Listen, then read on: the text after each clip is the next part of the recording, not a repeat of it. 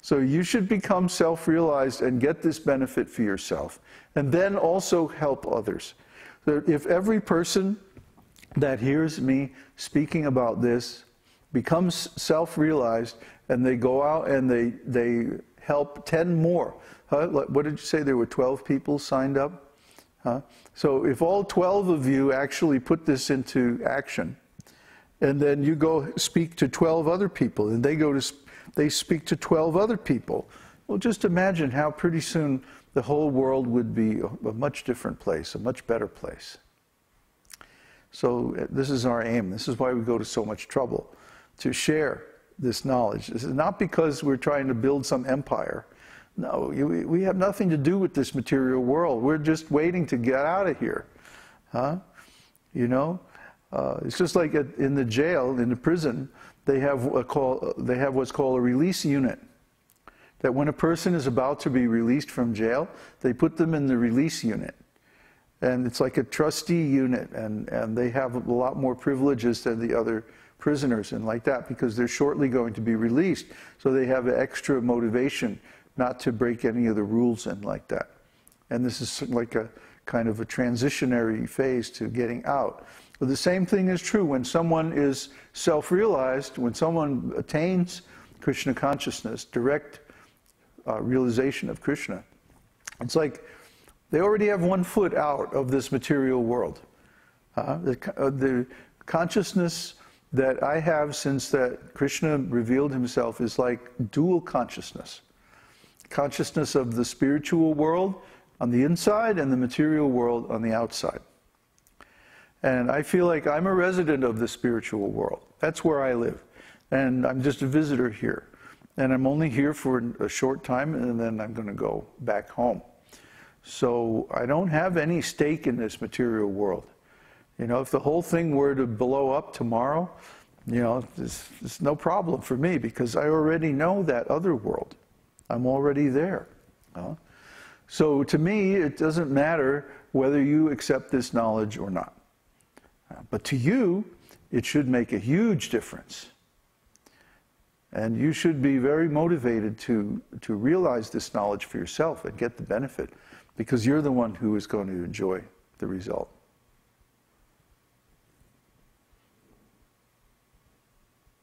Any more questions?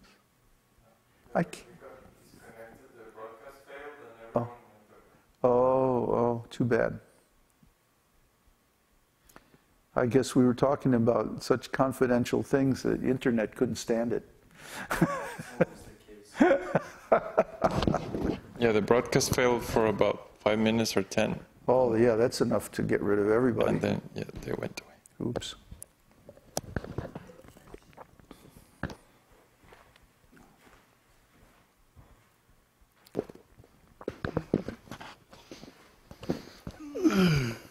It's mentioned with the different relationships that Krishna has with the gopis.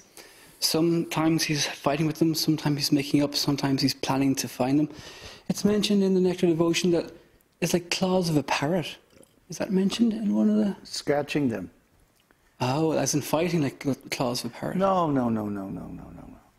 Oh, jeez.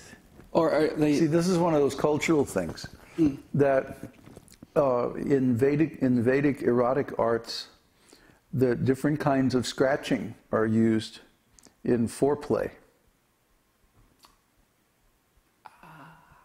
Okay.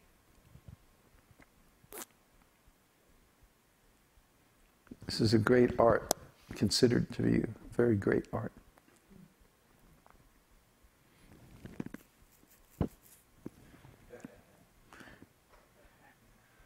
See, we have this very, very narrow view in the West of the erotic arts.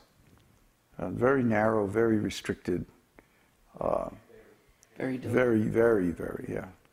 Yeah, what things that we would think of as kinky or strange or out there are just like, you know, part of it. Any taste or any quality that we see in this material world originates in Krishna. You see?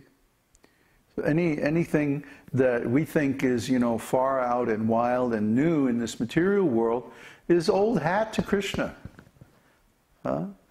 Krishna contains all those qualities and many, many, many more that we can't even imagine. So, just for example, look at the development of music in Krishna's pastimes. We were reading in, what's that?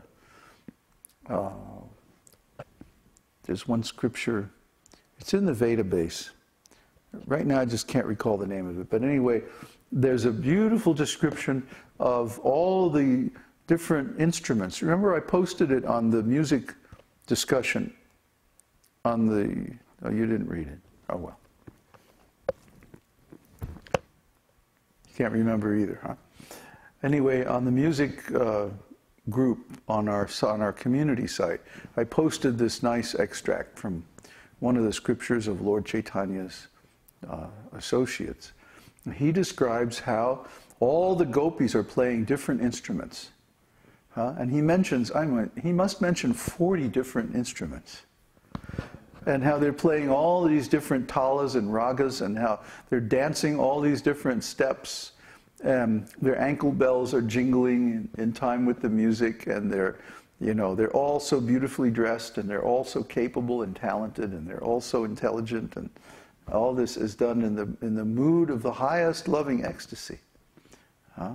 So this is the this is the spiritual world, and anything that we experience in this material world is derived from that. But of course, in the material world, it's all displayed as a perverted reflection. Because people are trying to achieve their own pleasure instead of serving Krishna and trying to give pleasure to him. So the same pastimes that are present in the spiritual world in their pure and perfect manifestation of highest ecstasy, in this material world become causes of degradation and disease and expressions of lust, and lead to all kinds of negative consequences for the people involved and all like that. You see, but it's not the fault of the activities themselves or the qualities themselves. It's the fact that they are in the material world are trying to enjoy themselves. They're trying to act for their own pleasure, their own service, selfishly, out of material lust. And because of that, anything you do in that mood is going to generate some negative karmic result. It doesn't matter. Even if you do something that's apparently beneficial, like start a charity for feeding people. But if you start it out of material lust for money, we've seen there are charities like this. They spend 95% of the money they collect on the salaries for the executives and 5% on actually feeding people. And this is perfectly legal, of course, because the legal system supports this kind of lusty material profit-making activity. And they still get to keep their nonprofit status and everything like this. So just see. In this material world, everything becomes perverted because it's done for selfish reasons. But in the spiritual world, everything that is done for Krishna's pleasure by pure devotees. See? So even if it's so-called, kinky or wild or, outside of our normal limits, then it can be done in beautiful Krishna consciousness. Then it becomes art, it becomes love, because it's done for Krishna's pleasure. This is a very, very deep, very subtle point for most people. Most people want to carry or I should say superimpose the earthly morality, earthly moral judgments and moral values on Krishna. See? But there are people in India, for example, who insist that Krishna has to marry Radharani, otherwise he's immoral. See? They're all hung up on this. Why is Krishna dancing with other men's wives in the middle of the night in the woods? This is immoral. It's a bad example.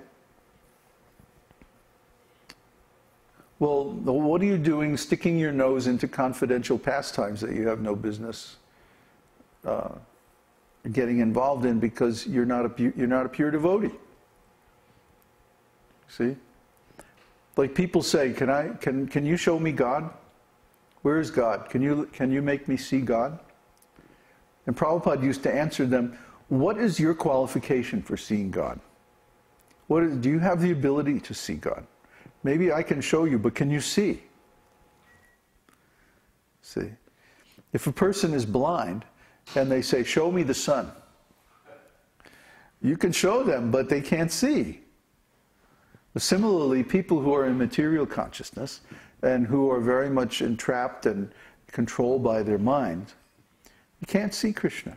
Even if you can show them, they can't see.